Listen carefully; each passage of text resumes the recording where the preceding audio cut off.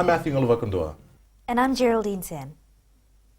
Since August the 1st, 2017, the Fiji Commerce Commission became known as the Fijian Competition and Consumer Commission. This was done to focus on both consumer protection and the regulation of competition between traders. In March this year, they launched their 5-year strategic plan while on a mission to enhance the welfare for all Fijians. With me tonight to talk more about this, I have the Fijian Competition and Consumer Commission CEO, Joel Abraham. Good evening and thank you for coming on the show tonight. Thank you, Matthew and Geraldine. Now, I wanted to ask, you had your launch for your 5-year strategic plan in March this year. However, I believe it was also the launching of the rebranding of FCCC. Yes. Could you tell me more about that? Yes. So the roots of this organization goes back to the Prices and Incomes Board, which was done up in 1973. And then in 2010, there was a decision by government to actually merge the Prices and Incomes Board, the Department of Fair Trading and Consumer Affairs, and the Commerce Commission.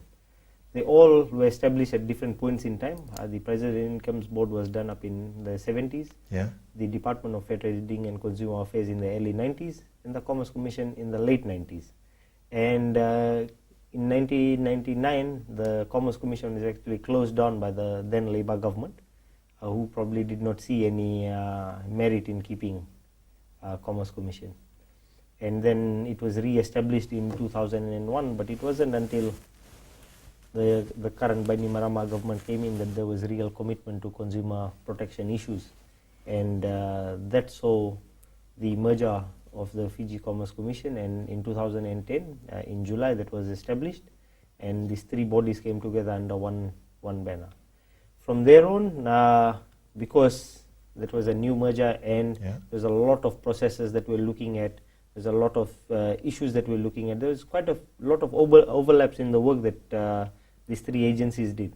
So thereon we focused on streamlining the operation, and 7 years down the line we said, now this is the right time to actually look back at what we have done in the last 7 years, to learn from things that we can learn of, how can we do things better. It's a system of trying to continuously improve so that we can offer better services to Fijians. And are the objectives and functions similar to that of the previous commission? There has been some strategic realignment. Yeah.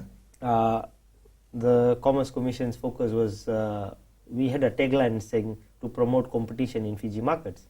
The tagline was always there, but the focus on competition was not so much so. Okay. So what we did is, in the strategic realignment, we brought out competition and consumer protection as two major thematic areas that we're going to be focusing on. And if you look at our strategic plan, these two areas are, they shine out of the strategic plan. The other thing that we do focuses on market regulation of monopolies and near monopolies, or where our competition is lessened or limited. So where competition is lessened or limited, regulatory oversight is needed. So for that, that is the other area that the strategic plan focuses on. So just a slight realignment from Fiji Commerce Commission to the Fijian Competition and Consumer Commission. I also believe you had to close down a number of outlets that you operated out of throughout the country. Why was that? We had smaller pocket centers in down in Reki, we had one in Singatoka, we had one in Rotuma, and in Kandavu we had one down in Sabu as well. Now, the idea is not to withdraw the services are still available. Yeah. Now, by getting all our people together, so this is a strategic document that says what are we going to do in the next 5 years. And it's important to deliver the best services to everybody. My staff know the standards that is expected of them. Yeah. And the way to do that is to bring them together, re-look at the strategies, re-look at the different activities that we'd be doing in these different areas, and then branching out. So as opposed to having full offices in each of these centers where there are certain services that are idle, the idea is to incorporate efficiency into the system. Now, as part of the strategic plan, we are looking at establishing more centers, and it's not just about more centers, it's about the reach and the provision of services to the people as well. So we are opening different platforms for people to reach us. We've activated the social media. Our new website has a very interactive complaints management system where you Mhm. can go online and lodge a complaint. You can call us, you can walk into any of the offices, you can email us. So there's various portals that are available to people to reach us. And our response time, although we are not in Singatoka now or not in Reykjavik, our response time is now faster. So even though previously we had our office there, because there was just 2 people who had to go and service the whole of Reykjavik, so somebody would come in to lodge a complaint, but the offices would be down on the opposite end of Reykjavik. So the provision of service really, the turnaround time was slower. We found that the systems are now efficient once we are able to consolidate all the resources together. So that enables us, one, to plan better, to ensure that we use the funds that is made available to us in a very economical and efficient manner. I had a look at your 5-year strategic plan, and we're looking at the first goal. I looked at market for goods and services in Fiji. Could you elaborate more on that? Certainly. So our prime focus is to regulate competition in the market. Yeah. Now, as the regulatory agency, we believe in free market and we believe in free enterprise. But we understand that there are certain challenges of small island states like Fiji. And these challenges are not only in developing states, but you look at more developed states like Australia, they have their ACCC. New Zealand has their Commerce Commission. The European Competition Commission is there. So the agencies looking after regulating competition exist. One, there is an oversight needed to ensure that business compete fairly and at a level playing field. This will allow for better value. This will allow not only better value for consumers, but it will allow for better value for businesses as well.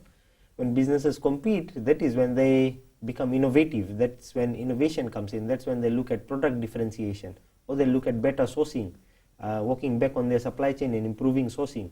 And you would have noticed with the certain supermarket chain, Max Value, which is a rebrand of the former MHs. Yeah.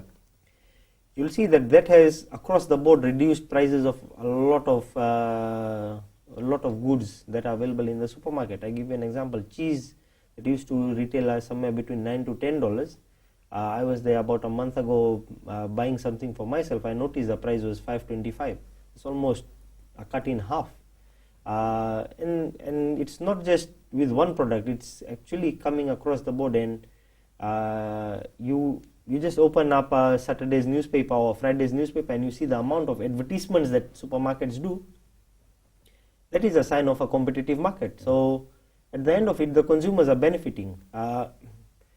Give you an example of normal flour, 10 kg. We fix the price at $12.95. Yeah. That is what the price should be, given the cost of getting it into Fiji and refining it and actually processing it and packaging it and getting it into the store. But we find that it retails around $8 to $9. At the end of all of this, consumers benefit. And it's not that businesses are making a killing. It's just that the market is so competitive that they need to ensure that they offer the best deals. They need to ensure the shopping environment is much better. Now, you look at the shopping environment now and you go back 10 years, you'll see there are new supermarkets coming in.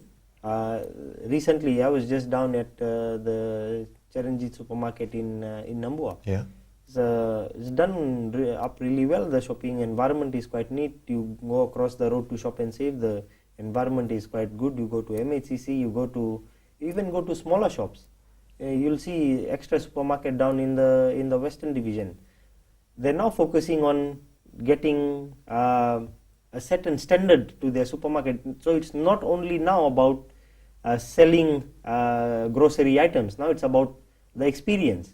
So you see there's a shift, and if you talk about standards of living, this goes a long way in improving that, because you're going and now you're shopping in an environment that is clean, pristine. So even you feel good, going. So those are all indications that the markets are becoming more competitive. Now we can push for reducing markups, reducing margins, having a certain degree of oversight. So from 2010 till 2016, we focused a lot on looking at what is the price that they are charging. Now, with a strategic shift in focusing on competition, we're able to bring, the prices are now getting lower. Yeah. It's just a result of regulating more competition in the market, and it's not just with the supermarket industry. You go and you look at other industries, you see there's a lot of competition. The construction sector is the same. So where we find that competition is lessened or limited, now those are the areas in which we then focus our attention on. Thank you for that, Mr. Abraham. Definitely want to touch on that shortly after this. But we'll take a quick break right now, and then we'll be back. You're watching For the Record.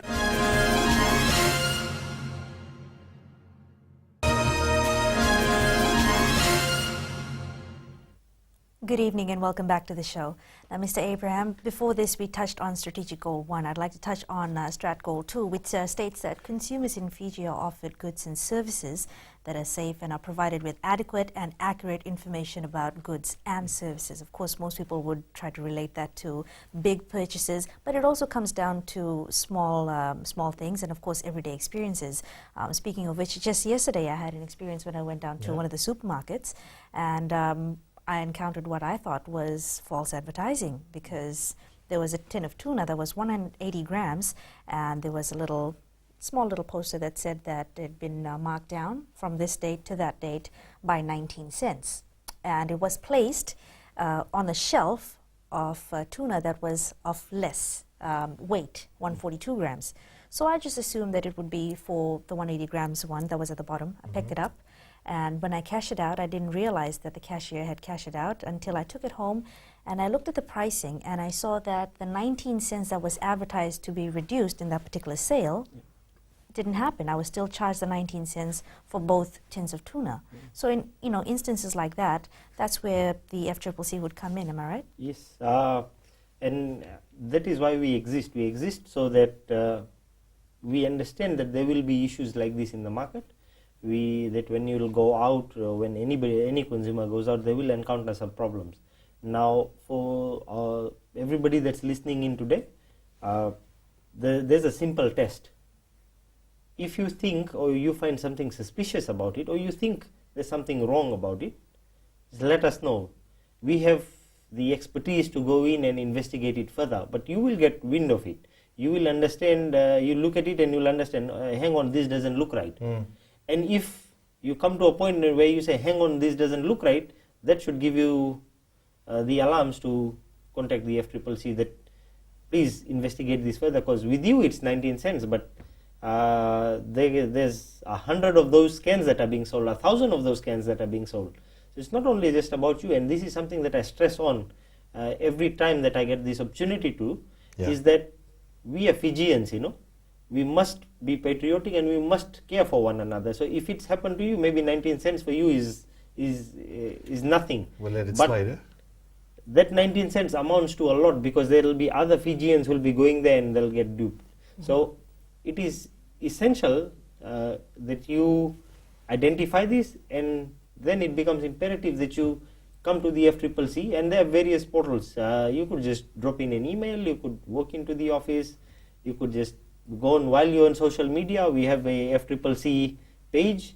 You could just go and leave a comment there, or go through our website and put in a complaint and just notify us that this is happening, so that we are able to get our people to go and check it. Now, we do have monitoring officers that are proactively going out every day to individual shops and looking at these things. But once our officer goes to a certain shop and leaves, we're not sure what the shop does. Okay. Right? And that is where we rely on consumers to be our eyes and ears, because at the end of it, we are there to protect consumer interest. Right? We also tell businesses that it is poor business practice to be unethical, because at the end of the day, there's a business slogan, consumer is king. And it is poor business practice for any businessman or for a trader to engage in unethical practices, because then the consumer loses trust and then you don't have repeat customers. So it makes no sense. So we're working with a common objective with the private sector to ensure that consumer rights are protected. Now, as the FCCC, we play that oversight role to ensure that consumers such as yourself do not get into a situation where you get a fast one pulled over you, as would have happened yesterday. But I think it is essential when you look at some of these specials, and when you at the checkout counter, I think it's essential also to make a note and just be vigilant and be aware Because many a times you'll go and you'll buy a lot of items, and then by the time you reach the counter, you would have forgotten what the price is there. And I think that is why it's essential to ensure that the prices are marked. And sometimes, and I've noticed this, people when shopping, they'll take their trolley and they'll go aisle to aisle and they'll look at things, what do I need, and they'll put them in the trolley. Yeah. Hardly anybody looks at the price, because you have to buy it. So okay, it must be, I'll just buy it. And people don't compare and certain times you need to be able to look at those advertisements that run in the paper, the advertisements that are done by the supermarkets and any shop, clothing shops for that matter, or footwear shops for that matter. Anything, consumers need to understand that they have rights which we will be there to protect, but they have responsibilities as well. Your responsibility as a consumer is to ensure that you get access to full information. So even if it's a bit inconvenient, take your time to actually walk around and look at the prices of the same thing in various shops. You'll be able to get an understanding. At the end of the day, I say money comes very hard. People work very hard to earn money, and you can lose it easily. And if you want value for money, you need to be informed, which means you need to put in some hard yards to ensure that you are able to check what the prices are. You need to be able to check what the quality is. You need to compare like to like. And once you start doing that, and once you get into a habit of doing that, these things will not happen, because then you become empowered. Yeah. And that is what the FCCC is after. That there'll come a day where consumers will be empowered and will just move back and play the oversight role. And it is vital that consumer education be key in all of this. Another thing is language being a barrier. And I've noticed this happening a number of times where shops would have up to 50% off. Yeah. But the up to would be so small that it would be barely recognizable by the naked eye. Sure. People go in, pick up whatever they want, Yeah. take it to the counter. When they tally up the price, and they're like, oh, that's not the amount that I'm supposed to pay for. Exactly. So they're embarrassed, first of all, Yeah. by not recognizing the sale properly, and secondly, the queue behind them. Yes, there's so many people waiting. So they'll just pay for it. Yeah. And this is how there's a need to change mindset. Yeah. How does the FCCC plan to do that? So what we do is we've got a very vigorous education and awareness program. Now the awareness program is to just say, these are your rights, you must know about this. But education is really getting into the depth. So when we do awareness sessions, we'll tell you about all the rights you have. But when we do an education session, we'll just touch on one or two of those. Okay. So maybe we'll say, why is price marking important?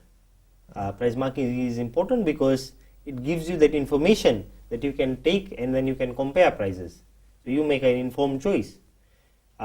Receipts are important because they act as a proof of purchase. And two, it's important because you ensure that when you are paying VAT, that VAT gets remitted back to government, because then government does all these other social services and it comes back to you. So it's in your best interest to ensure that when you are going out and you making a purchase, you demand for a receipt. Now previously under the VAT decree, there was a requirement above $10. Yeah. That requirement has changed as of 1st August 2017, where in our act now, the FCCC Act, any purchase that you do, it's mandatory for the trader to give you a receipt. So demand for a receipt, exercise your right to demand for the receipt, because it acts as a proof of purchase. So when you go for education and awareness sessions, we try and actually empower Fijians to understand what their rights are. Now we do it in different ways. We go to the outer islands and the rural communities quite a lot, because we understand there's a lot of people there that need this sort of information. We go into schools quite a lot, because that is the next generation that is coming up. So if we can't change the generation that is here today, the next one that is coming up will be empowered. Yeah. So our focus on education is quite a lot. We do go to universities, give lectures, we go to schools, do awareness session, we go to schools, we do awareness session with teachers as well. I want to just thank you for that, Mr. Abraham. We'll touch quickly on that after we come back from the break. You're watching For the Record.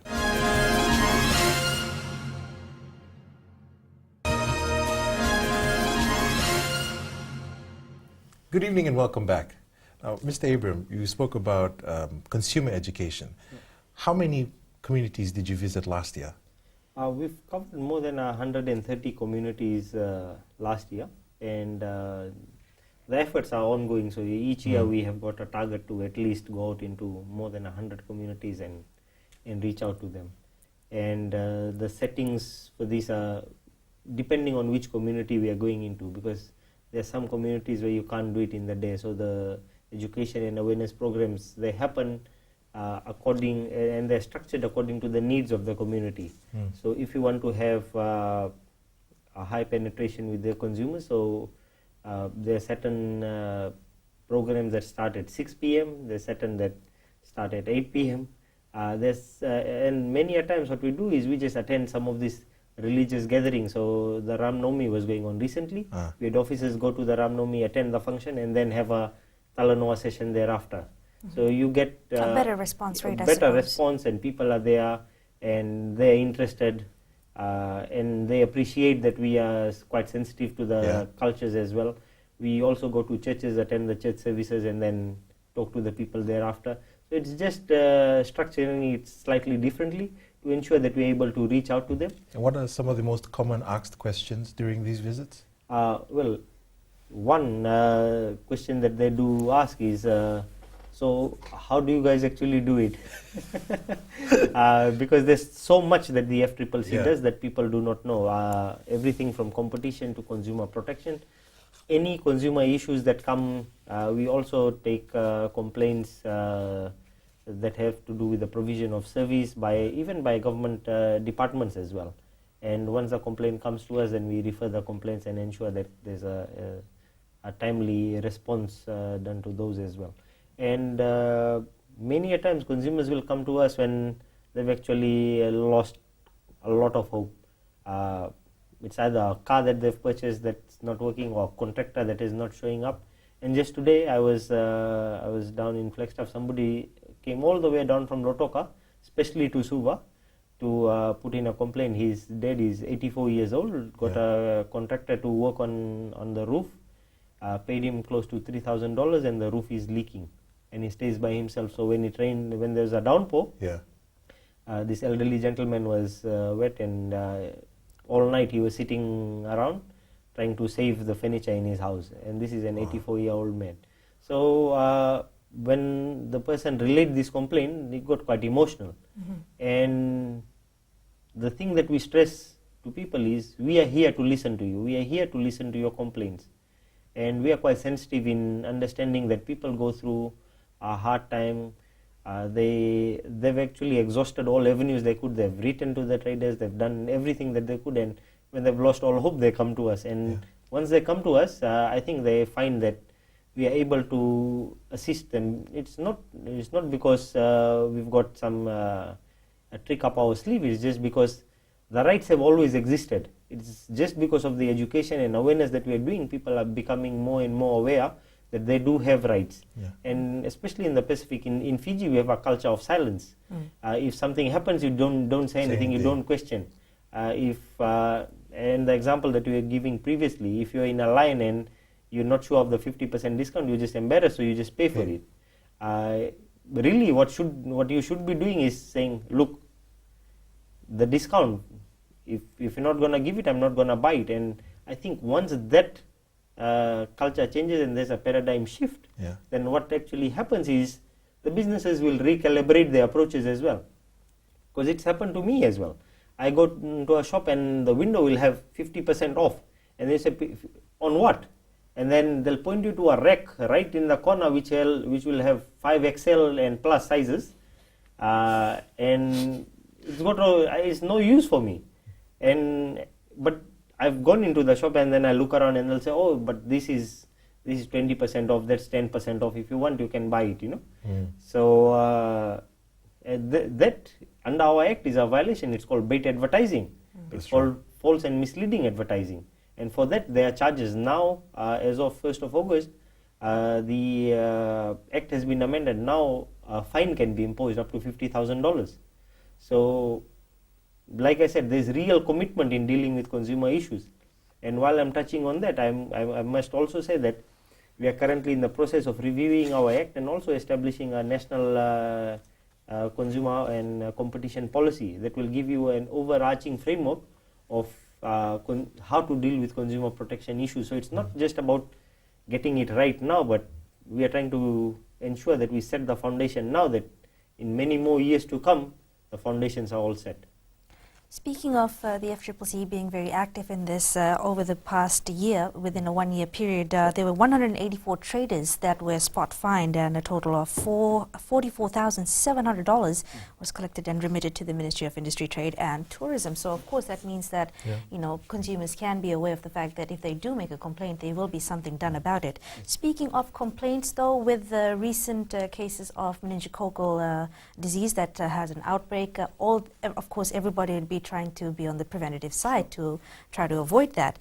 And there have been cases where pharmacies have marked up prices for the vaccines, and the price ranges from $190 up to $365.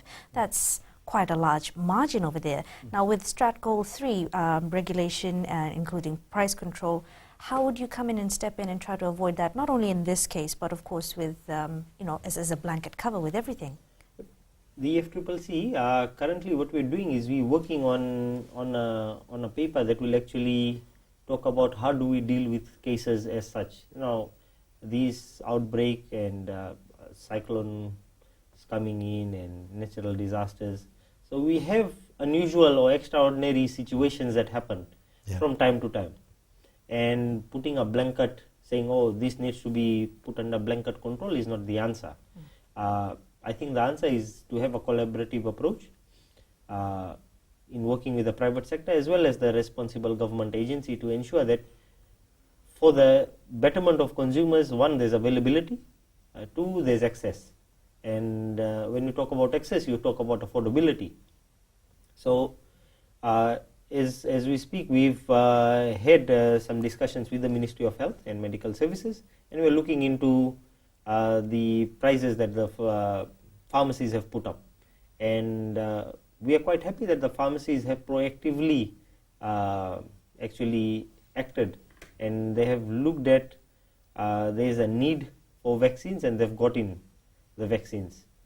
If you look at the flip side of it, there could be no vaccines, and then we'd be having a very different conversation.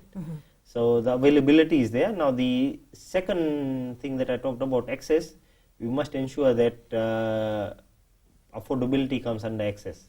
So we are looking into getting the cost data from the Fiji Revenue and Customs Services.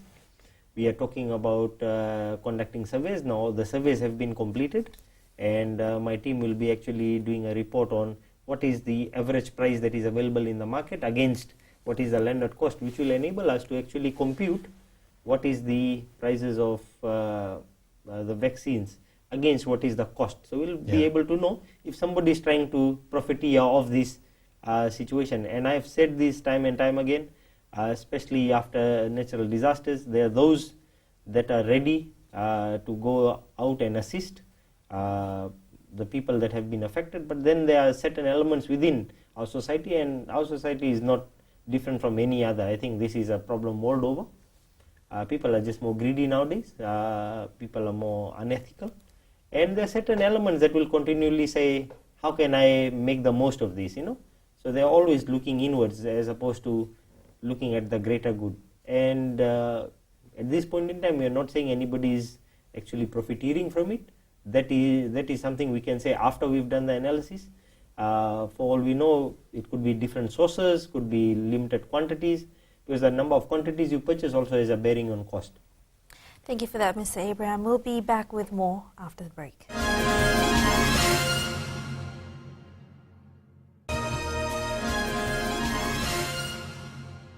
Good evening and welcome back. Now, Mr. Abraham, with the FCCC, they monitor and regulate pretty much everyone. Now, who monitors and regulates you? We have a very strong governance structure in place. We've got a board of commissioners, and the board of commissioners ensure that whatever the CEO and the staff at the FCCC does is in conformance with the standards, that we are accountable and transparent.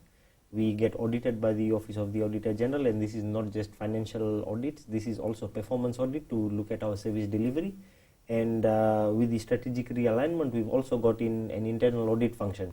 And the internal auditor reports directly to the board, so it doesn't report to me. So the internal auditor ensures, so goes department by department into FCCC and says, you guys are supposed to be doing this, are you doing what you're supposed to be doing? So there's a check and balance system. And it's all in our effort to ensure that there's transparency and accountability. And we're not only stopping at looking at ourselves, we're also making systems more open and transparent. So, say for mergers, we look at mergers and acquisitions, so where competition is lessened or limited, we are required to say should the merger proceed or not. Okay. Previously, you just made an application and we would decide it. Now we are in the process of actually putting out the guideline on how we actually decide, so that anybody putting in an application will know what we are doing. So now we're making a lot of these internal documents public, and this is the next step that we are taking to ensure more transparency and accountability for the price control systems. We are in the process of building an e-pricing system that will let the traders sit in and check what is the status of their submissions that they have made, and if somebody has looked at it or not. So it brings in a lot of transparency, and apart instead of the FCCC officers going and keying in the prices, now the traders will key in the prices and will do the verification. So there's collaboration, and not only collaboration, there's transparency, because they'll be able to compute the price and see what the system generates, and then we'll be able to do ours, and then will be any variance will actually be captured into the system. So the whole idea is to incorporate more transparency into the system, because where regulations exist, they need to be justified, and the cost of compliance needs to be reduced. With, of course, all of these procedures that would happen, you would need to have to simplify it, let's say, for the ordinary person. Yep. You've also gotten a new position for a communications officer. Yes. So there's a lot of things we do. So when I go and I say, competition is there to ensure that monopolies and duopolies and oligopolies don't exist. The communications officer that we have got on board, her role is to ensure that they're able to translate that into layman's term. We are now doing brochures that are in all 3 languages, and really when we're looking at defining some of these things, they don't have a direct Hindi or Ethiopian translation. So it needs to be explained. And to get that explanation correct, and to ensure that you are able to go and explain to people why competition is important, what is consumer protection, why do I need to do this, why do I not need to do this. I think all of these things, they need to be broken down into a language that people can understand, and examples that they can relate to. One of the examples that I usually use when we go out for community awareness is, I ask somebody, so when you go up and you turn to the fuel station and you say $10 unleaded please, how do you know what is the price that you're paying for 1 liter is the correct price? And they say, hang on, we don't really think along those lines. I said, well, that's what we are here for. We ensure that the prices you are paying is actually fair and correct. So those are some of the things that we do. We have to relate it into a language that people understand. The other thing that we do is, when we go out to communities, we say, look, when you send your children to the shop, how do you know they bring the right change and they don't pocket some of it? They say, well, it should be marked. We said that's where price marking comes in, and that is section 54 of our Act. Receipts, proof of purchase shows you how much you actually paid. That's section 55 of our Act. So that's the way that we relate to people, give them real life examples so they understand what we do and why we exist. Of course, that would help with fostering better partnership and relations with the FCCC, with traders and with consumers all together. And any instances where someone has come up and said, I've lodged a complaint and nothing's being done and I don't know what to do, I'm at my wit's end? Well, people come to us and they'll do lodge a complaint, and there's a certain degree of expectation that it will just get done in a instantly, and that they'll get all the things. But there's actually a process that is required, because we are an enforcement agency. At the end of it, if all else fails and there is all alternative dispute resolution mechanism fails, mediation can't do it. If we talk to the trader and we call for meetings and they say no, we won't do this, and we still find that there is a breach, eventually we'll need to take the matter to court. So our level of preparation from day one has to be that it will stand the test in the courts. So the elements of various breaches need to be identified, and evidence that needs to be gathered in the appropriate manner. So one of the things that we do is, under natural justice, we let the trader know that this is a complaint against you and you need to respond. We give them notice to finish and we give them time to respond, because we can't show up and say, this is a complaint against you, now respond. Yeah. We have to give them an adequate opportunity to be able to respond. And how about with cases like certain companies provide services, like let's take for instance hotels. During their off-peak season, they can drop the cost for rooms to like $150, but they do not make it public. They only let a certain clientele know that they're doing this.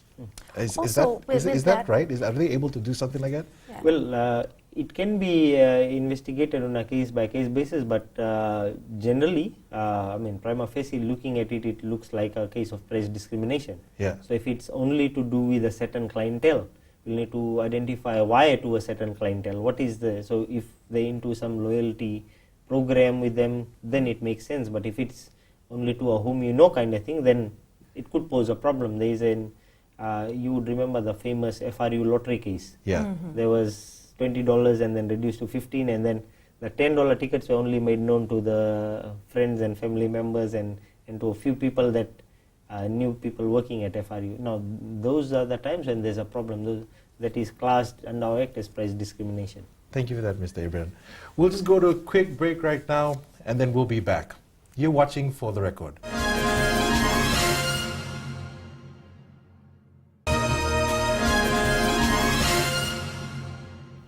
Good evening and welcome back. Now, Mr. Abraham, I understand that the FCCC Act 2010 allows you to amend certain things within the Act. Why is that? Because as you go along, you'll find that there are new issues that come up that require changes in the law. The simple example is you get a baklava and you put it outside your house.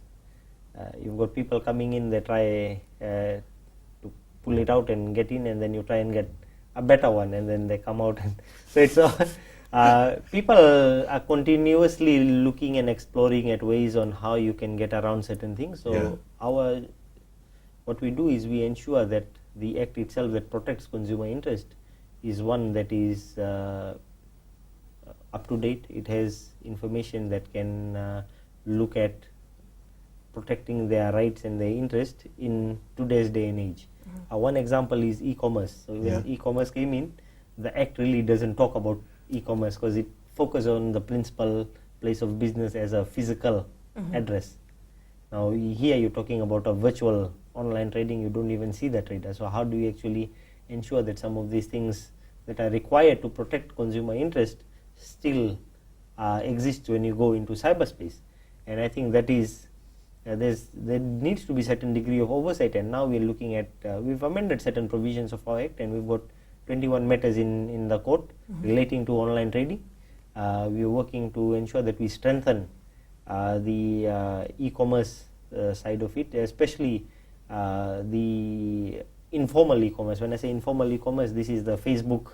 You advertise something on Facebook and sell it. Anywhere there's trade or commerce, the FCCC has jurisdiction. So we are lucky. Our law is quite old. It said anywhere there's trade or commerce. So trade's definition in our Act also involves barter, which means anywhere there's any exchange whatsoever. So our jurisdiction comes in, and that has also allowed us to go into cyberspace, and we are now looking at how do we regulate behavior of people selling goods online to ensure, one, it's good quality, to ensure that it's not misleading. So they show you a soccer boot that's Nike, but when you get it, the tick is facing the other way. So those things, they need to be really looked at, because once you've paid the money, it's gone. In most instances, people are not that tech savvy to be able to trace where the money is gone to. So it's important that we be proactive in ensuring that we protect their rights before even people get an opportunity to exploit them. Of course, you're not just protecting consumer rights, you're also looking out for the traders themselves as well to, like you said, encourage competition, but healthy competition, and that they don't suffer. Any plans in place for the FCCC in the next year or the next couple of years? There's certain things that we're doing. One that I had alluded to earlier was to ensure that we bring in a lot more transparency into the process. We are putting out key strategic documents that we'll be putting out in the next months to come to ensure that a lot of the systems become transparent. We've revamped our website. So if you go to www.fccc.gov.fj, you'll see a new website. It's not the old Comcom website anymore. and you'll be able to access quite a lot of information there. We've got case laws, we've got any laws that we have, cases that we take to court, those cases are there as well. So it's there for people to look at. The other thing that we're doing is we're going in a lot of our education and awareness sessions to ensure that we continue to build on the momentum that we have had previously.